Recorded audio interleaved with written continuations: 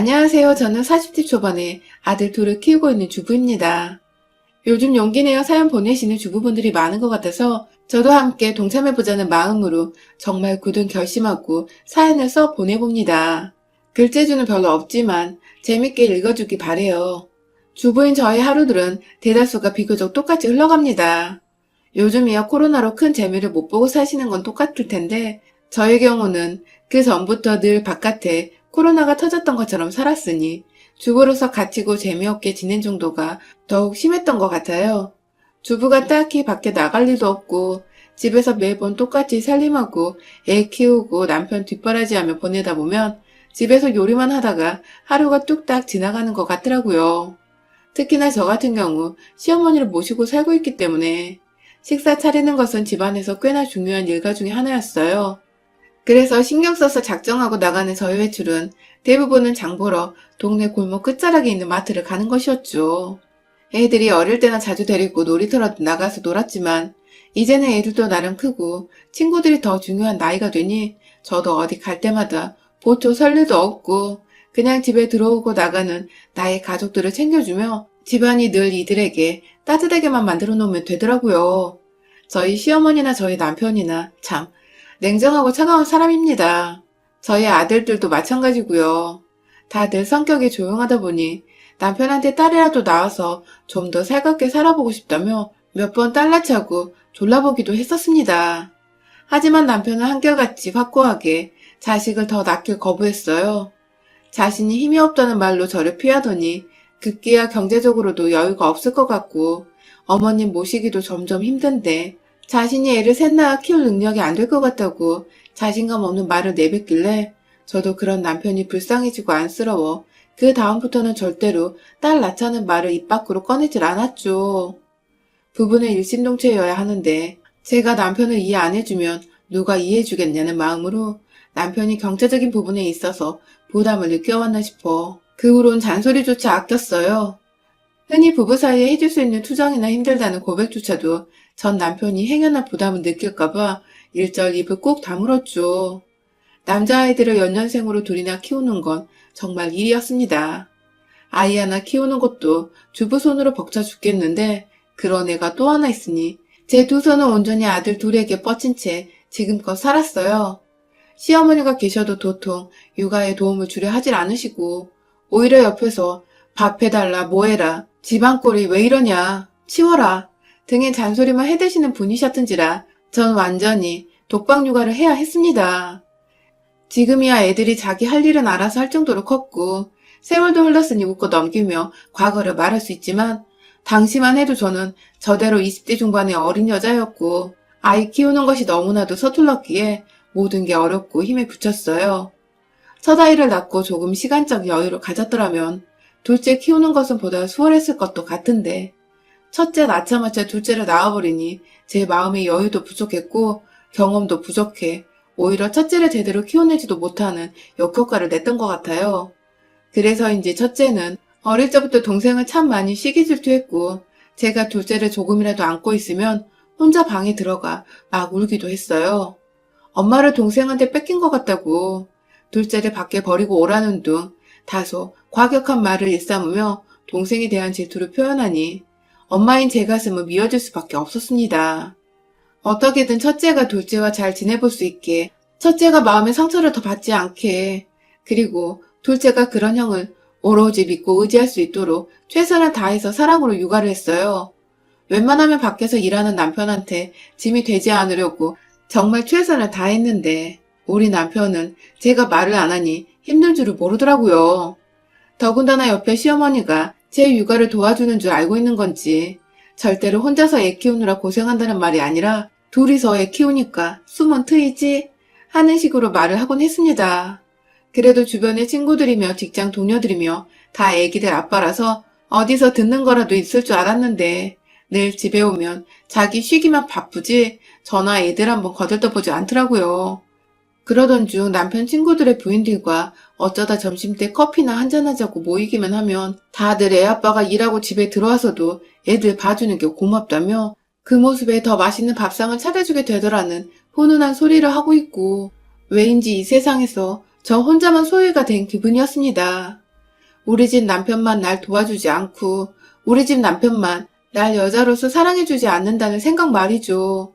그래서 참다 둘째 낳고 4달쯤 지나 저녁에 애들 다 재워놓고 남편과 시어머니께 하소연을 좀 해봤어요. 서러운 마음에 예상치 못하게 눈물이 주르르 흘렀지만 아랑곳않고 남편한테 나 힘드니까 육아 좀 도와줘 라며 참 너무한다는 원망의 목소리를 내비쳤죠. 하지만 두 분 모두 달라지지 않더군요. 남편은 심지어 30분 동안 내가 애기 볼 테니 너 밥 먹어 등의 아주 계산적인 말을 던지면서 제게 시간 제한을 주고 육아를 도와주겠다는 말을 건넸고 심지어는 난 회사에서 8시간 일했는데 넌 일도 없는데 왜 육아를 도와달라 말하냐? 면서 자신이 왜 자기 애들을 봐야 하는지 모르겠다더군요. 옆에서 시어머니는 계속 모른 척하며 계시더니 기껏 한마디 거둔다는 게 내가 도와주잖아 라는 거였고요. 한 번도 육아를 도와준 적이 없으신 분이 참 가소롭더군요. 남의 자식도 아니고 지 자식들 손주도 육아하는 것 좀 도와달라는 건데 아주 남의 집 자식 대하듯이더군요. 결혼 전에는 그래도 짧은 대화라도 제 눈을 바라봐주며 말을 했던 것 같고 오다 가다 사왔다며 나름 친데레처럼 절 챙겨주기도 많이 챙겨줬는데 아들을 둘이나 낳고 아줌마가 되어서인지 남편은 정말 남의 편이 되어버린 듯 했습니다. 시어머니는 늘 한결같이 제가 그냥 이 집안의 아줌마인 정도로만 생각을 하셨었고요. 사소한 것일지라도 이렇게 차갑고 정없는 남편의 말에 전 더 큰 상처를 받았고 결국 그날 이후 이 사람을 거의 포기하다시피 내버려뒀어요. 그렇다고 남편을 방치한 것이 아니라 육아에 있어서는 차라리 도움을 먼저 요청하지 않으면서 상처를 덜 받는 쪽을 선택한 것이죠. 자연스레 남편과 멀어지니 시어머니도 제대로 된 어른으로 대해드리기 힘들었지만 나름 이 집안이 깨지는 것까지는 원치 않는다는 생각에 어른 공경하며 제 할도리는 다 하고 살았습니다. 회사와 멀리 떨어져 살아서 최소한 새벽 5시에 일어나던 남편보다 먼저 일어나 아침을 차려줬고 그렇게 출근시키고 나면 애들이 하나둘 깨서 돌보고 시어머니 아침, 점심, 저녁 꼬박꼬박 차려주니 늘 저녁 시간이었습니다. 남편은 집에 오면 거의 8시가 되는데 시어머니는 꼭 제가 남편 밥 차려주는 걸 옆에서 보더니 거들어 주시지도 않을 거면서 새 밥을 내와라 혹은 국을 다른 걸로 바꾸라면서 전날 저녁과 아침과는 다른 메뉴를 상에 올리도록 강요하셨습니다. 자기 아들이 밖에서 열심히 일하고 왔는데 그거 하나 못해주냐며 삼시세끼 밥 차리느라 바빠 죽겠는 며느리한테 제가 무슨 마술사도 아닌데 당장에 요리를 바꾸라는 기가 막힌 주문을 하곤 하셨죠.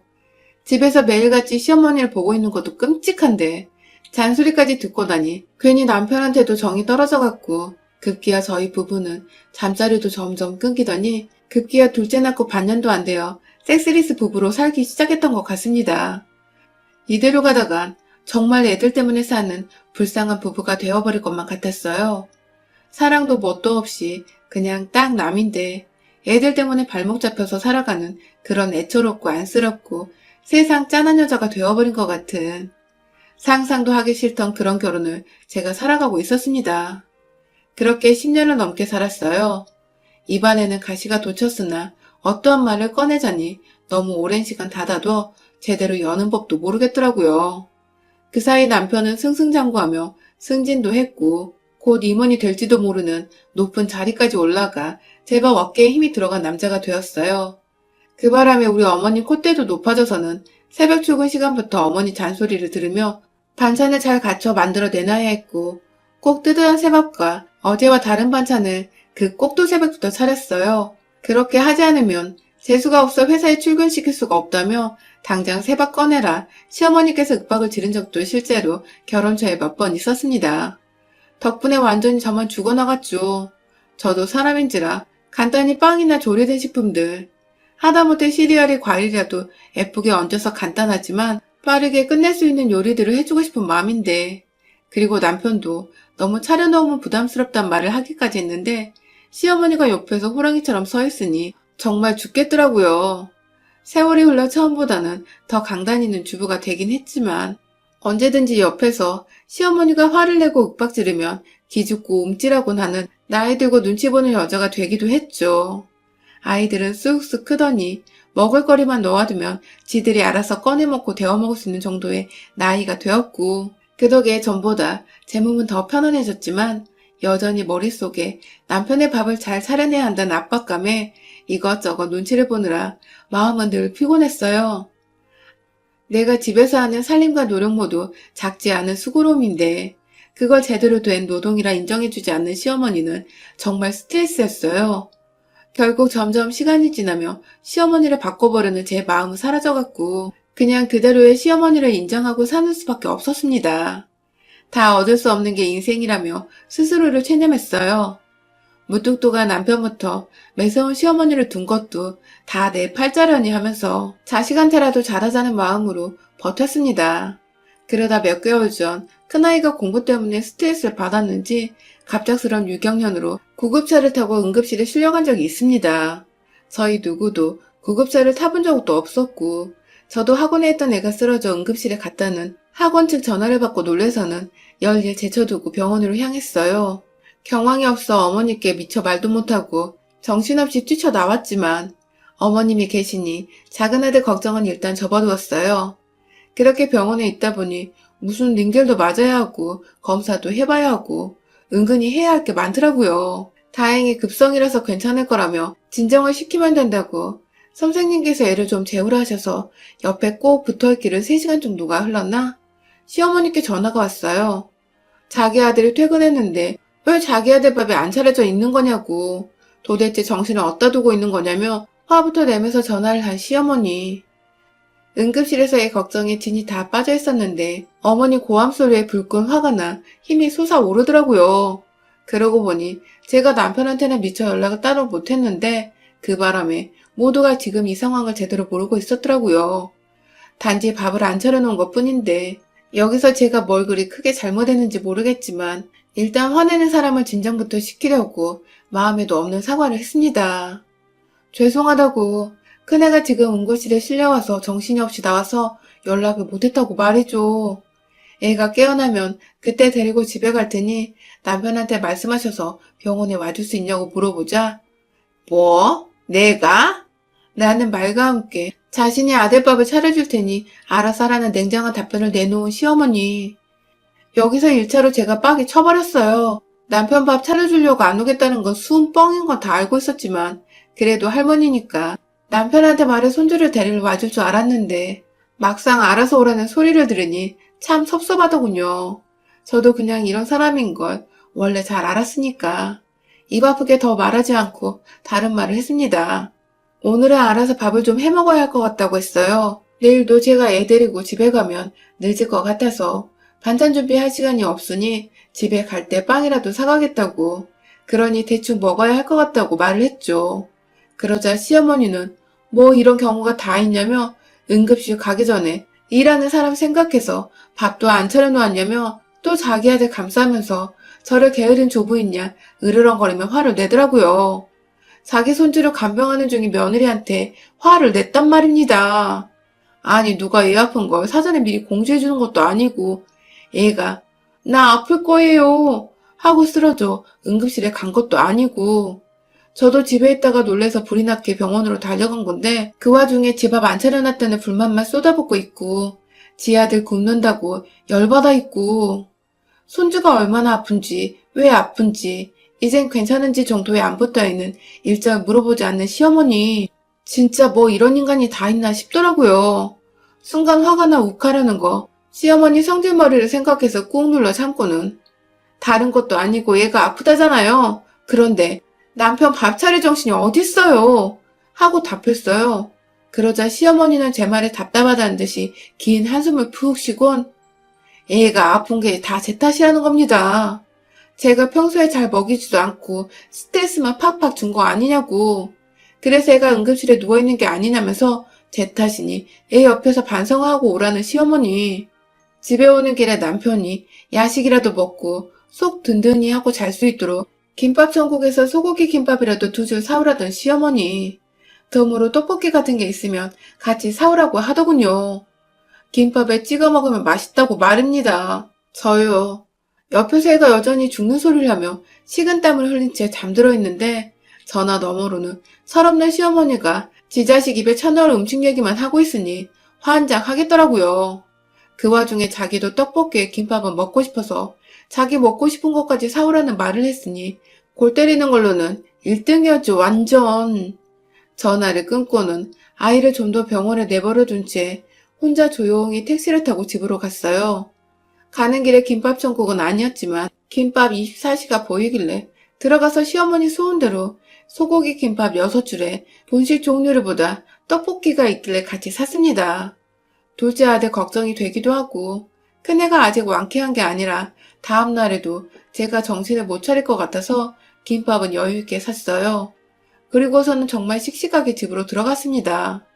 저나 완쾌한 손주를 기다린 게 아니라 먹을 수 있는 음식을 기다리고 있던 시어머니는 제 손에 김밥 봉다리와 떡볶이가 들어있자 말없이 그걸 집어서는 부엌에서 집 식기에 옮겨 담더라고요.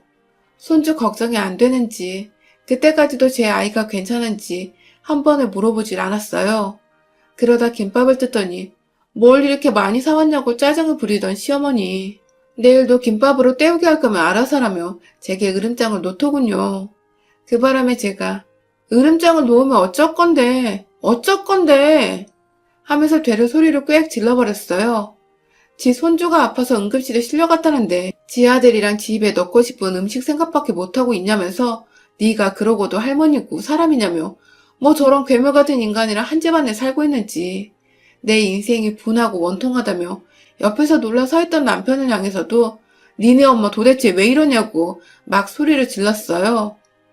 내 새끼 아픈데 내 남편 주둥이에 들어갈 음식 챙길 정신이 어딨냐고 진짜 미친년처럼 소리를 질렀죠. 시어머니가 들고 있던 김밥을 뺏어다가 먹지 마 하면서 남편 얼굴로 막 던졌어요. 작은 애 주려고 김밥 2줄을 남겨놓은 채 나머지 6줄도 그냥 다시 사자는 마음으로 아낌없이 시어머니를 향해 던졌고 중간중간에 김밥 속이 터져나와 시어머니 주변으로는 밥냄새와 함께 김밥 재료들이 고소한 참기름 향 풍기며 나뒹구르고 있었죠. 그걸 그대로 남편한테도 인정사정 없이 똑같이 던져버렸고요. 개차반 시어머니를 중간에서 제대로 중지하지 못한 벌로 말입니다. 매번 찍소리 안 하고 달라는 대로 밥 차려주던 제가 김밥을 던지는 초유의 사태가 벌어지자 당황한 시어머니와 남편은 그걸 또 막고만 있는데 제가 떡볶이도 처먹어보지 그래? 하지 마 하며 저 막아서더라고요. 그제서야 왜 이래 진정해 하면서 옆에서 시어머니와 함께 저를 말리기 시작하던 남편은 급기야 너 미쳤어? 하면서 저 정신이상자로 보려 했지만 제가 그런 남편의 주둥이로 주먹을 날려버렸습니다. 할 줄 아는 말이 그것밖에 없냐? 네 자식이 아픈데도 걱정은커녕 뭐? 미쳤어? 그래 미쳤다! 라는 말과 함께 남편의 머리털을 잡아 뜯어내다가 급기야 떡볶이 비닐포장을 제 손톱으로 뜯어내서는 남편을 향해 부어버렸어요. 남은 소스를 구경하고 있는 시어머니한테도 화가 난다며 같이 던져버렸고요. 완전히 플라스틱 용기 그릇 안에 담긴 떡볶이를 시어머니 얼굴에다 갖다 대고서 남은 소스를 탈탈탈 털어버렸습니다. 시어머니는 저한테 해코지를 당하고는 난리가 났어요. 화장실로 뛰어들어가 양념을 닦아내고 남편은 그 옆에서 자기 주둥이에서 피가 나는지 막 거울로 확인하더라고요. 전 그냥 가소롭다는 듯이 그런 두 사람을 쳐다보고 있었고 시어머니는 이내 저의 눈빛이 느껴진 건지 당황한 표정으로 다가와서는 그러더라고요. 난 물어보려고 했어. 애가 괜찮은지 밥부터 일단 먹고 물어보려고 했지. 라고 말이죠. 그 와중에 지 배고팠던 변명을 자랑이라고 늘어놓는 시어머니의 머리통을 확 다 뽑아버리고 싶은 거 둘째 아들이 볼까 겨우 눌러 담았습니다. 시어머니도 한 대 더 때려주려고 주먹을 들어 올리니 하지 마 하는 남편이 극구 말리는데 시어머니는 그 와중에 작은 아들 뒤로 주랭랑을 치더라고요.